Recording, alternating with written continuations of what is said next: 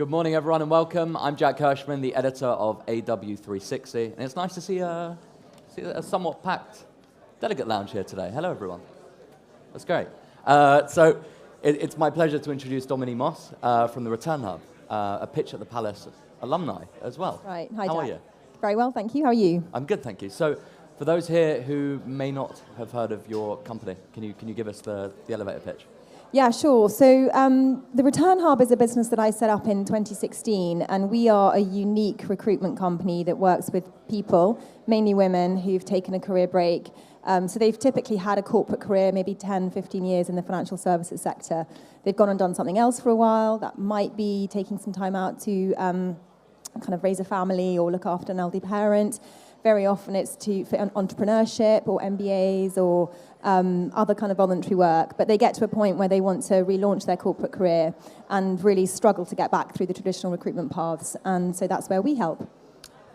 How did you come up with the idea? Because it seems to me like I've been speaking to quite a few entrepreneurs over the course of the last 2 or 3 days, and so many of their companies and the ideas they come up with are just based on their own lived experience. Is that the same with you?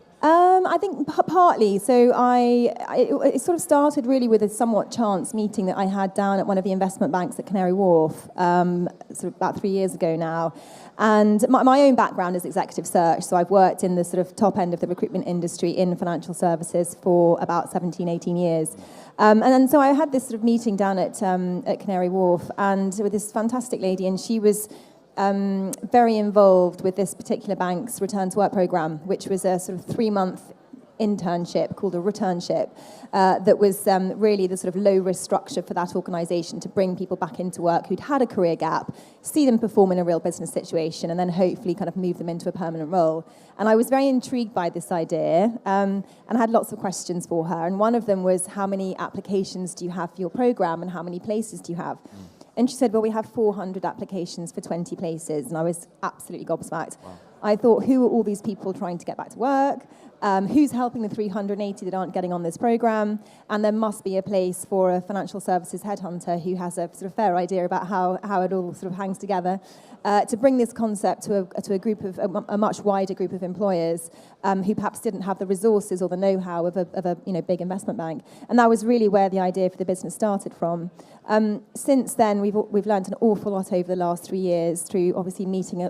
We've now got, I think it's about over 2,500 candidates that've registered with us in 3 years. So there's a huge number of individuals out there who are in this situation. PwC did a piece of research a couple of years ago that identified that there are 427,000 professional women currently on a career break who will one day go back to work. But the recruitment industry hasn't really kept up with that. The traditional methods of sort of recruitment are really designed to help organisations recruit people that look a lot like the people they've already got. And so individuals who have, let's say, like a non-standard career path, mainly women, they really struggle. I think we can get into that whole bias piece in a minute, because that is a very interesting thing, and recruiting in particular is sort of starting to introduce many different technologies and methods to filter out some of that bias, which I think is very interesting. But for you, I want to talk about starting out, because I think as an entrepreneur, it's like a lot of people watching will be starting their own businesses, and I guess I'm interested to know how hard was it at the very beginning? It was so exciting, really hard work. I think people often say that, the first sort of couple of years in starting up a business are, very often the most exciting, if perhaps the least financially rewarding. But it was an incredibly exciting time. I was very lucky to have been joined by a former colleague of mine from my previous employer who helped on that journey.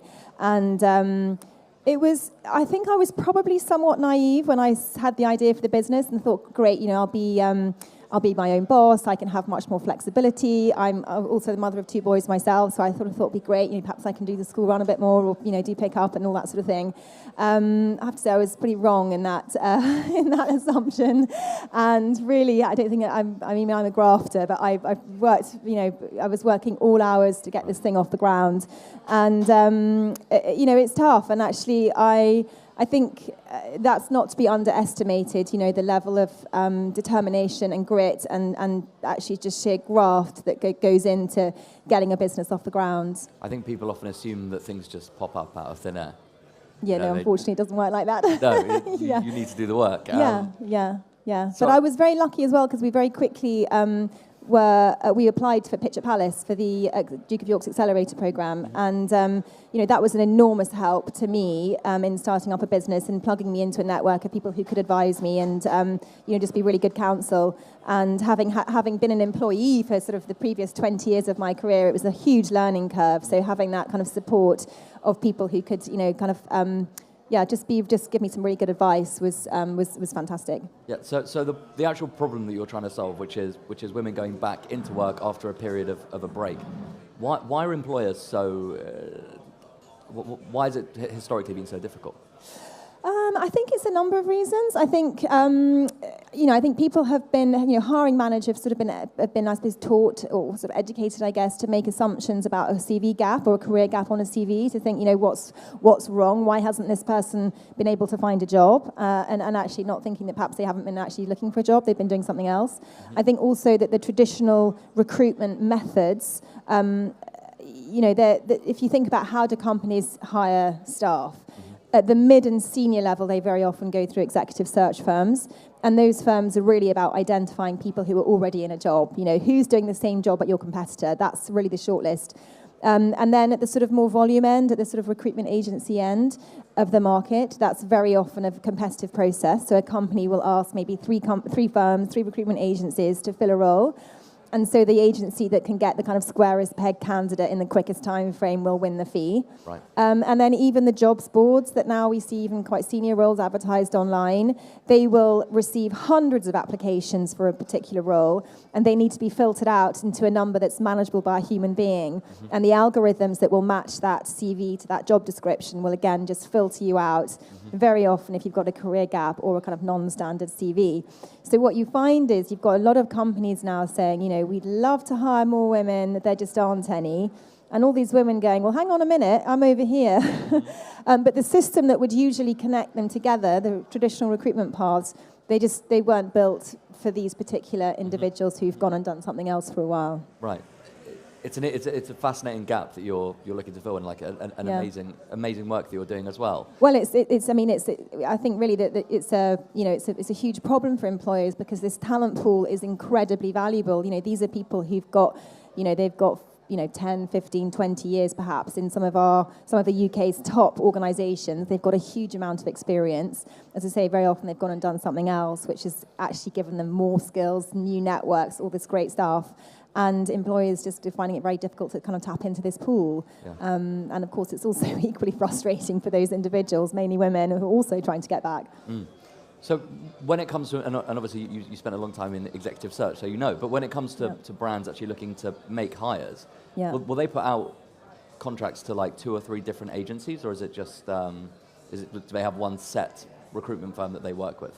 So typically, a sort of mid and senior level hire that we might go to an executive search firm, that will be given to that firm exclusively, and that firm will then go and sort of do a map, if you like, of the competitor landscape and identify the people that do that role in that organisation's competitor firms. But at the sort of perhaps lower down level, it's absolutely very common that 2 or 3 firms will be given the brief, and it's a sort of race to the finish, if you like, for those firms.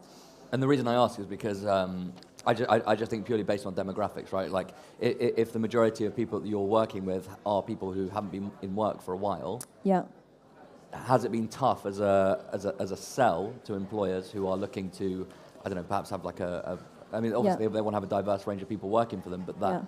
Like, are you limited in some ways by the pool of people you're bringing? No, well, I mean, we find that actually there are, a couple of things that really are basically kind of make my business commercially viable at this particular time that perhaps would have been harder 5-10 years ago. And the two sort of main things, well, there's various things, but I think there's a lot of research now done by organisations like the IMF, like McKinsey, that prove the business case for more diverse teams. So diversity is good for the bottom line, but it's also a key part of sort of mitigating governance risk and avoiding things like groupthink. Mm-hmm. And so this is not just a thing that's sort of the right thing to do, although it is the right thing to do, it's also the right thing for business. And I think, most organisations now get that. We've also seen a couple of years ago the Treasury-backed Women in Finance Charter, which is a charter that was set up by Jane Angardia, the CEO of Virgin Money at the time, who did a report on the representation of women in finance. And it basically asks all firms in the financial services sector to sign up to it, and in doing so, to set targets for greater gender balance. There's now over 300 companies that have signed this charter. And so, the maths means that they just can't all get to where they need to be by hiring from each other. They have to look at new pools of talent. And, we make it easy for them to do that. Right. I think also we've now coming up to the second year of the gender pay gap reporting. So that's obviously shone a light on how the sort of, corporate UK, what that looks like. And the sort of big gap between men and women at senior levels within these big companies. Yeah. So I think companies, actually, employees that we work with, they come to us because they want to find a different talent pool. They actually seek out to understand, how can we reach this talent pool? They get the fact that it's a really valuable pool. The challenge for them is how do they do it strategically? Because, these people are often, they're not necessarily on LinkedIn. They're not easy to find through the traditional methods that, recruiters would use. Mm. And if people want to get in touch with you, how can they do so? Yeah, so, we're on social media. So we're on Instagram, Facebook, Twitter, LinkedIn. Also our website, thereturnhub.com. There's lots of free resources there for both employers and candidates. Please get in touch. Fantastic. Thank you very much. Thank you.